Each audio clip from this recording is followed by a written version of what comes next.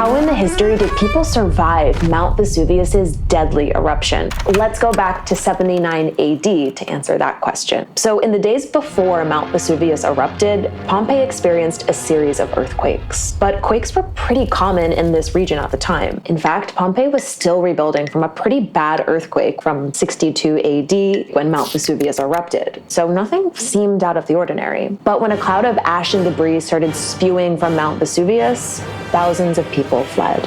And those who didn't died in the volcanic eruption. Their bodies were preserved in layers of calcified ash for centuries. Evacuees likely took refuge in neighboring cities like Naples. In this inscription, Emperor Titus took credit for rebuilding Rome to accommodate refugees following the eruption. One of the evacuees was a teenage boy named Pliny the Younger. He survived Vesuvius with his mom. They were staying in his uncle's villa in a town across the bay from Pompeii when the volcano started to smoke. So they fled. Pliny documented the historic disaster in his journal. He wrote about families screaming in terror as ash and debris fell from the sky. Pliny and his mom returned home when the volcano settled, but people from Pompeii had nothing to return to.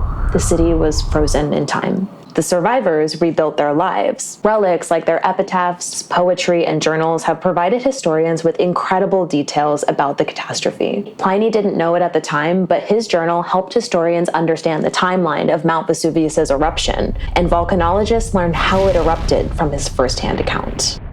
What in history do you want to know next?